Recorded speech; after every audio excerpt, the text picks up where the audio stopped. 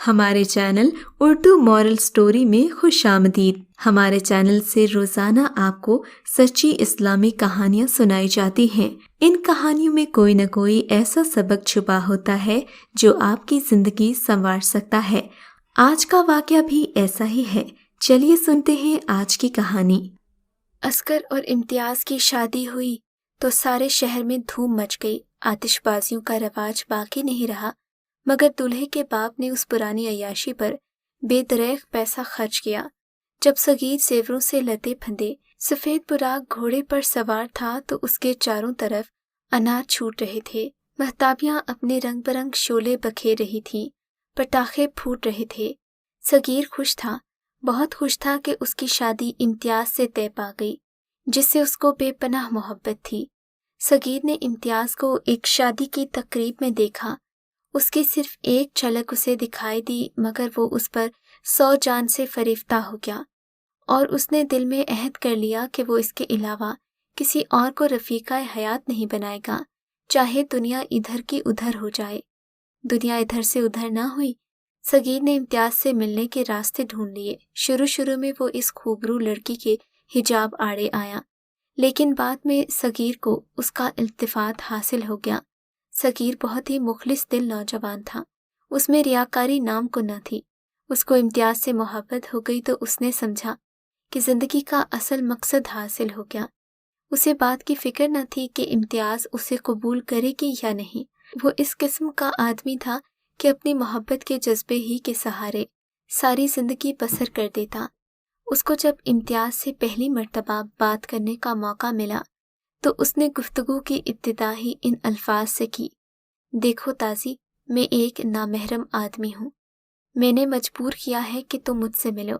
اب اس ملاپ کا انجام نیک ہونا چاہیے۔ میں تم سے شادی کرنا چاہتا ہوں۔ خدا کی قسم کھا کر کہتا ہوں کہ تمہارے علاوہ اور کوئی عورت زندگی میں نہیں آئے گی۔ یہ میرے ضمیر اور دل کی آواز ہے۔ تم بھی وعدہ کرو کہ مجھے کوئی ایذا نہیں پہنچاؤ گی، میری موت کے بعد بھی مجھے یاد کرو گی، اس لیے کہ قبر میں بھی میری سوکھی ہڈیاں تمہارے پیار کی بھوکی ہوں گی۔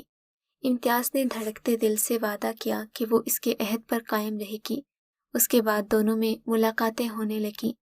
صغیر اسے نکاح سے پہلے ہاتھ لگانا بڑا گناہ سمجھتا تھا۔ ان ملاقاتوں کا موضوع عشق محبت نہ ہوتا تھا۔ اس پر اب اور زیادہ گفتگو کرنے کی ضرورت نہیں تھی۔ ویسے وہ اپنی محبوبہ سے ملنا اس لیے ضروری سمجھتا تھا کہ وہ اس کی عادات سے واقف ہو جائے، وہ بھی اسے اچھی طرح جان پہچان لے، تاکہ وہ اس کی جبلت کا اندازہ کر سکے اور اسے شکایت کا موقع نہ دے۔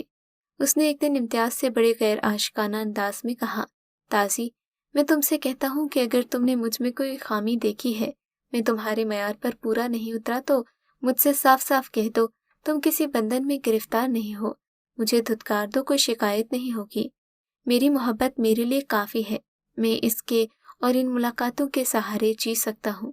امتیاز بڑی متاثر ہوئی، جی چاہا کہ صغیر کو گلے سے لگا کر رونا شروع کر دے، مگر وہ اسے ناپسند کرتا، سو اپنے جذبات اندر ہی اندر مسل ڈالے۔ چاہتی تھی کہ صغیر اس سے فلسفیانہ باتیں نہ کرے، لیکن کبھی کبھی اس طور پر بھی اس سے پیش آئے جس طرح فلموں میں ہیرو اپنی ہیروئن سے پیش آتا ہے، مگر صغیر کو ایسی عامیانہ حرکات سے نفرت تھی۔ خیر، دونوں کی شادی ہو گئی۔ پہلی رات جب صغیر اس کے پاس آیا تو امتیاز چھینک رہی تھی۔ متفکر ہو گیا کہ شاید اسے نزلہ زکام ہو رہا ہے، مگر وہ نہیں چاہتی تھی کہ اس کا خاوند اس معمولی سے عارضے کی طرف اتنا متوجہ ہو کہ اس کی تمام امنگوں کو فراموش کر دے۔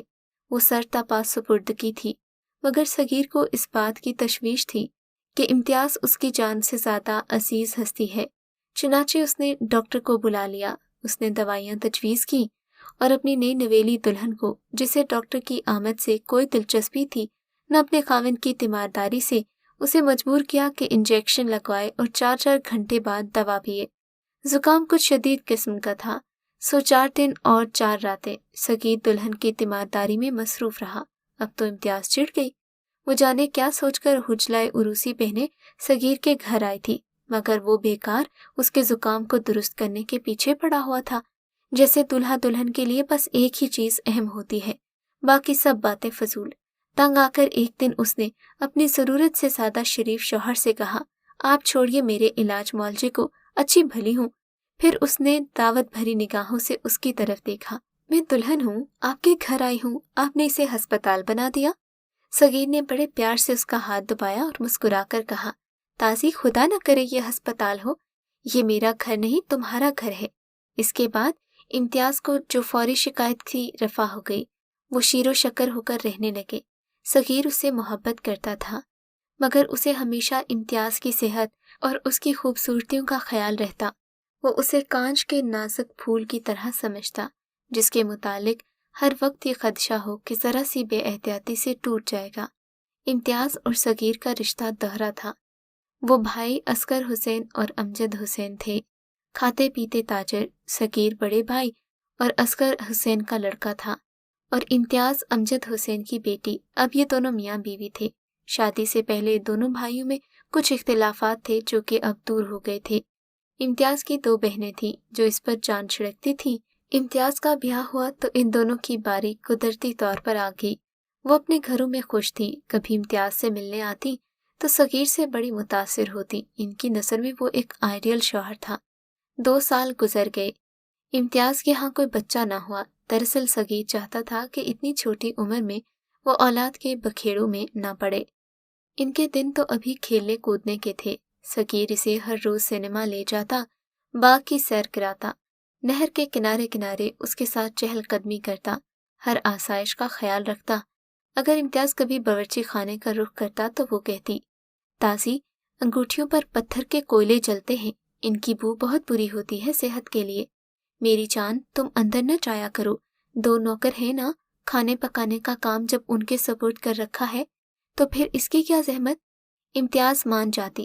سردیوں میں صغیر کا بڑا بھائی اکبر، جو کہ نیروبی میں ایک عرصے سے مقیم تھا، ڈاکٹر تھا، کسی کام کے سلسلے میں کراچی آیا تو اس نے سوچا چلو لاہور صغیر سے مل آئیں۔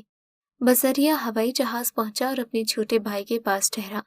وہ صرف 4 روز کے لیے آیا کہ ہوائی جہاز میں اس کی سیٹ 5ویں روز کے لیے بک تھی، مگر جب اس کی بھابھی نے، جو اس کی آمد پر بہت خوش تھی، اصرار کیا تو چھوٹے بھائی صغیر نے اس سے کہا، بھائی جان، آپ اتنی دیر بعد آئے ہیں، کچھ دن اور ٹھہر جائیے، میری شادی میں آپ شریک نہیں ہوئے، جتنے دن آپ فالتو ٹھہریں گے انہیں جرمانہ سمجھ لیجیے گا۔ امتیاز مسکرائی، اب تو ٹھہرنا ہی پڑے گا پھر آپ کو، اور مجھے شادی کا تحفہ بھی نہیں دیا، جب تک وصول نہ کروں آپ کو جانے نہیں دوں گی۔ دوسرے روز اکبر اسے ساتھ لے گیا، سچے موتیوں کا ہار لے کر دیا۔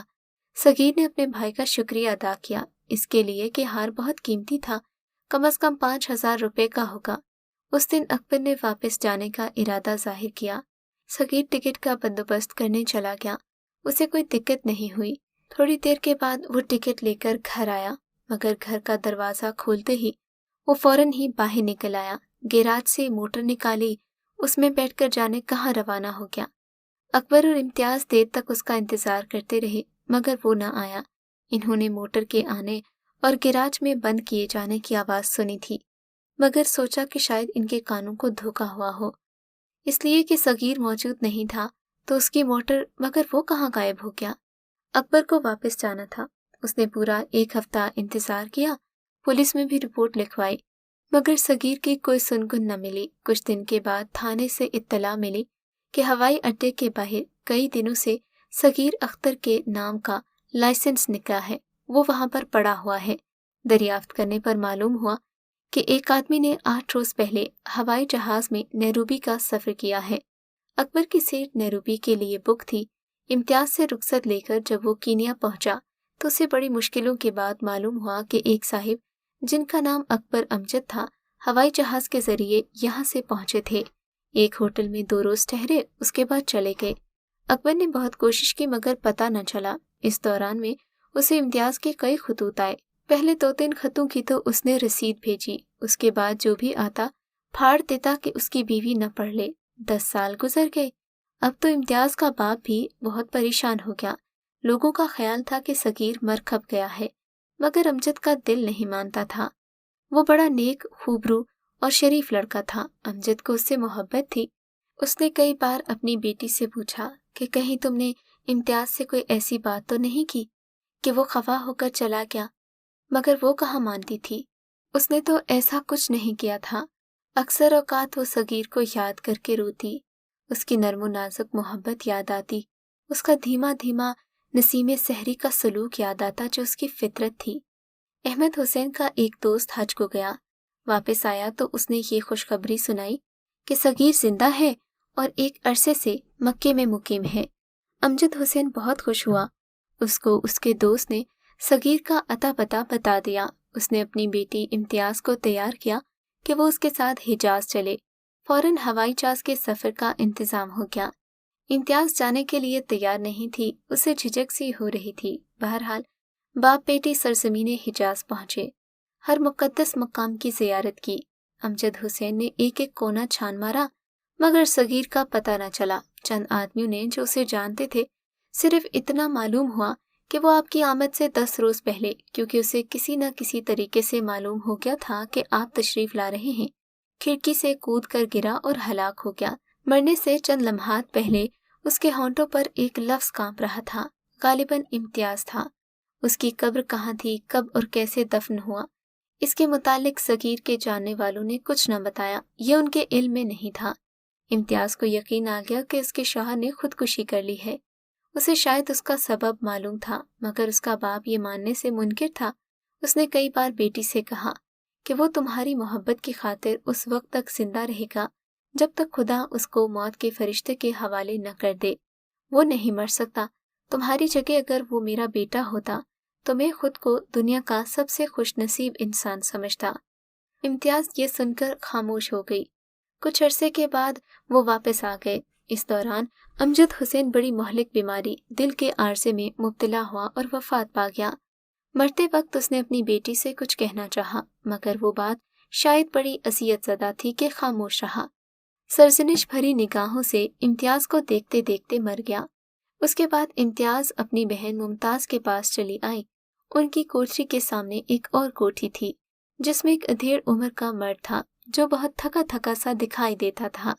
دھوپ تاپتا کتابیں پڑھتا رہتا۔ امتیاز اسے ہر روز دیکھتی۔ ایک دن اس نے امتیاز سے کہا، مجھے لگتا ہے یہ صغیر ہے، کیا تم نہیں پہچان سکتی؟ وہی ناک نقشہ، وہی متانت، وہی سنجیدگی۔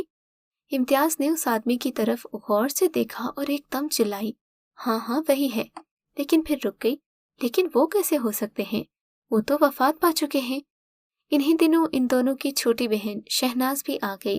ممتاز اور امتیاز نے اس کو یہ قبل از وقت مرجھایا ہوا اور افسردہ مرد دکھایا جس کی داڑھی کھچڑی تھی، اور اس سے پوچھا، تم بتاؤ اس کی شکل صغیر سے ملتی ہے کہ نہیں؟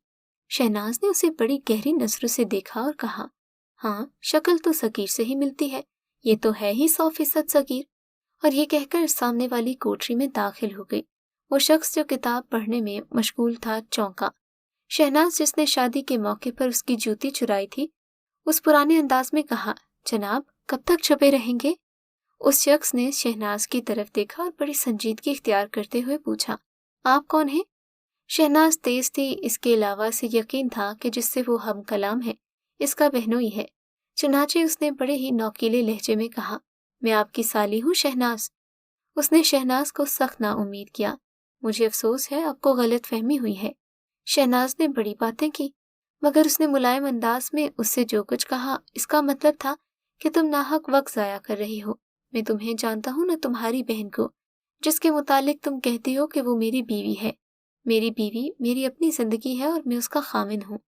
شہناز اور ممتاز نے لاکھ سر پٹکا، مگر وہ شخص جس کا نام راولپنڈی میں کسی کو معلوم ہی نہ تھا، مانتا ہی نہیں تھا کہ وہ صغیر ہے۔ اسے کسی چیز سے دلچسپی نہیں تھی سوائے کتابوں کے، مگر شہناز اور ممتاز کو معلوم ہو گیا کہ وہ امتیاز کے متعلق تمام معلومات حاصل کرتا ہے۔ اسے یہ بھی پتہ چل گیا کہ اس پراسرار مرد کے نوکر کے ذریعے سے کہ وہ راتوں کو روتا ہے، نمازیں پڑھتا ہے، دعائیں مانگتا ہے کہ زندہ رہے، چاہتا ہے کہ اسے جو اذیت پہنچتی ہے اس سے دیر تک لطف اندوز ہوتا رہے۔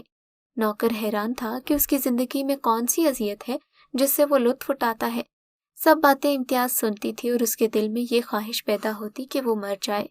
چنانچہ جب اس نے سنا کہ وہ شخص جسے امتیاز اچھی طرح جانتی ہے اس کے نام سے قطعاً ناآشنا ہے، تو اس نے ایک روز 1 تولہ افیم کھا لی۔ یہ ظاہر کیا کہ اس کے سر میں درد ہے اور وہ آرام کرنا چاہتی ہے۔ لیکن شہناز نے جب اسے غنودگی کے عالم میں دیکھا تو کچھ شبہ ہوا۔ اس نے ممتاز سے بات کی، ان کا بھی ماتھا ٹھنکا۔ کمرے میں جا کر دیکھا تو وہ بے ہوش تھی، جھنجھوڑا مگر جاگی نہیں۔ شہناز دوڑی دوڑی سامنے والی کوٹھی میں گئی، اس شخص سے جس کا نام راولپنڈی میں کسی کو معلوم نہیں تھا۔